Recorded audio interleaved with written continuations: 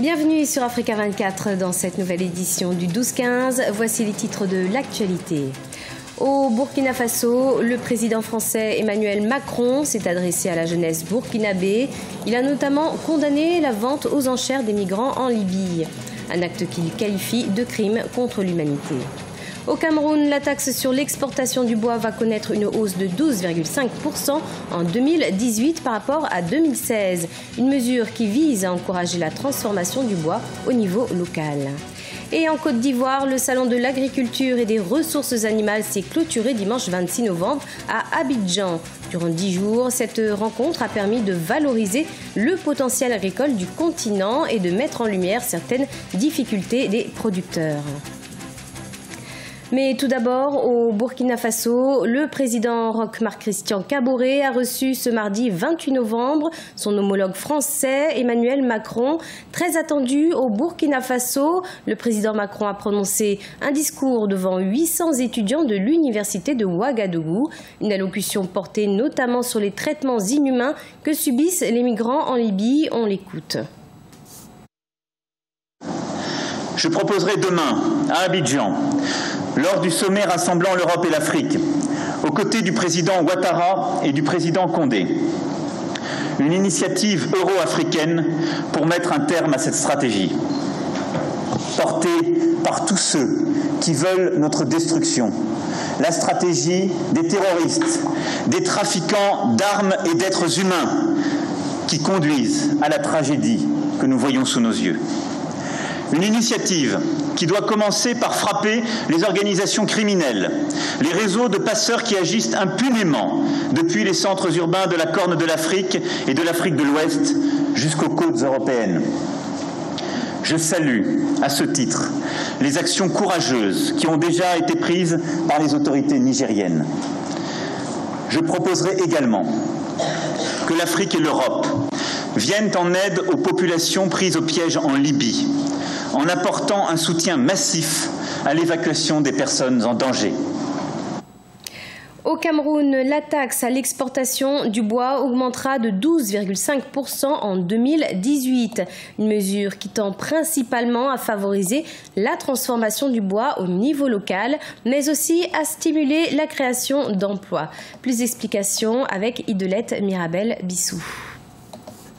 Au Cameroun, la valeur de la taxe à l'exportation du bois en grume va connaître l'augmentation la plus forte en janvier 2018 depuis 2 ans. Ainsi, elle va passer de 17,5% à 30% entre 2016 et 2018. Si en 2016, cette taxe se situait à 17,5%, en 2017, elle a connu une légère hausse pour se situer à 20%. Elle a été adoptée dans un contexte de resserrement de la trésorerie de l'État. C'est-à-dire l'État n'a plus assez de ressources et il cherche donc des ressources additionnelles en créant une pénalité pour ceux qui veulent exporter le bois en grume. On peut donc penser que c'est une mesure plutôt positive de ce point de vue-là. Si la révision à la hausse de cette taxe est validée par le Parlement, elle va passer à 30% en 2018. Sur 2 exercices budgétaires, la taxe à l'exportation du bois en grume pourrait donc connaître une progression de 12,5% au Cameroun. Entre autres avantages, cette hausse répétée de la taxe à l'exportation du bois en grume depuis 2016 pourrait encourager la transformation locale du bois et créer des emplois. Il y a une disposition législative qui a fait prévu ça, c'est-à-dire aller à la 2e transformation ou à la 3e transformation, c'est-à-dire ne plus exporter en grume. Malheureusement, cette disposition n'a jamais été appliquée. Bon, maintenant, si on décide de taxer les exportations en grume, peut-être aussi, oui, il y a en arrière-fond ce désir d'encourager la transformation locale avant exportation.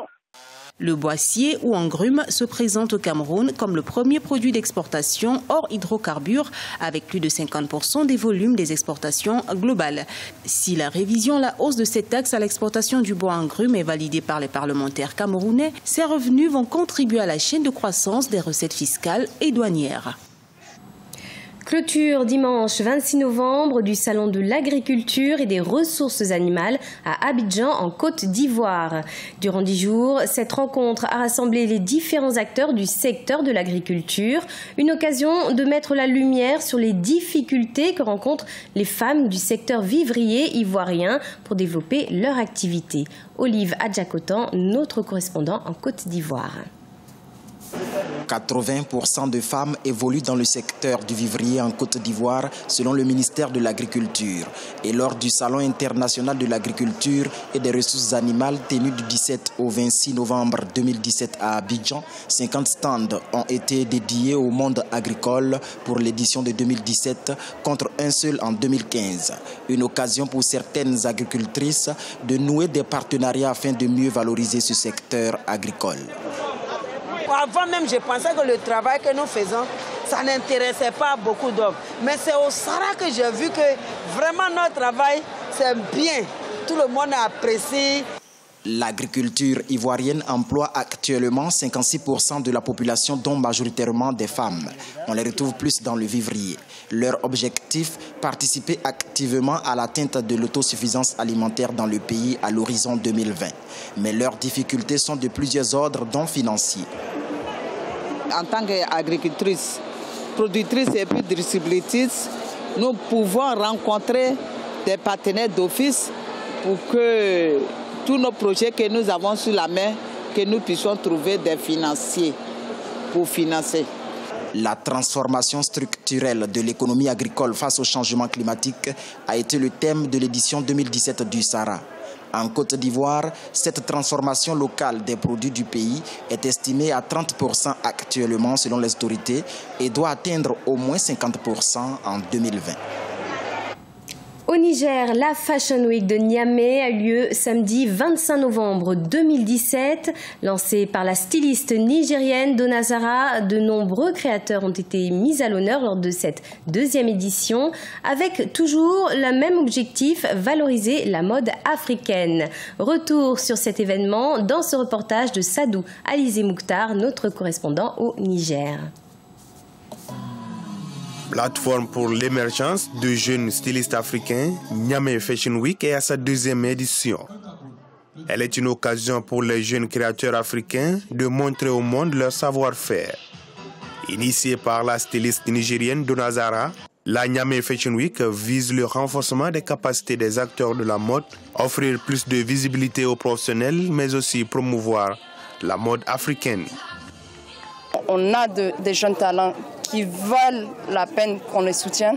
Et aujourd'hui, vraiment, je suis fière. C'est l'un des plus grands défilés que j'ai fait, vraiment, en plus chez moi. Il faut que vous allez voir qu'est-ce qu'on fait, notre savoir. Il faudrait que vous allez visiter nos ateliers, voir aussi tout ce qu'on fait du processus de la coupe jusqu'au produit final. La Fashion Week Niamey vise, selon les organisateurs, à mettre en valeur la richesse de la mode nigérienne et africaine à travers des défilés et des échanges professionnels. Des designers venus du Bénin, du Burkina Faso, de la Côte d'Ivoire, du Togo et du Mali ont présenté leurs collections sous le signe du métissage et de la haute couture. Niamey Fashion Week, c'est un événement culturel qui encourage nos jeunes stylistes à promouvoir les tissus de chez nous. Du Borolan, un tissu africain qu'on travaille beaucoup au Mali. Le nom de la collection, c'était la collection Fétiche. J'ai fait un hommage à un grand homme de chez nous qu'on appelle Gandjoura Koulibaly. C'est une collection de femmes et d'hommes nommée La vie en entreprise. Je voulais mettre en valeur le pain même en entreprise, les sacs et les chaussures. Comme ça, Mimi est dans la confection de sacs et de chaussures et des accessoires également. Tout comme les stylistes dont l'un des objectifs majeurs est d'exporter la mode africaine, le public est réparti satisfait de l'édition 2017 de Niamey Fashion Week. Un exercice qui a permis aux jeunes créateurs de lancer de nouvelles collections spéciales valorisant les tissus africains.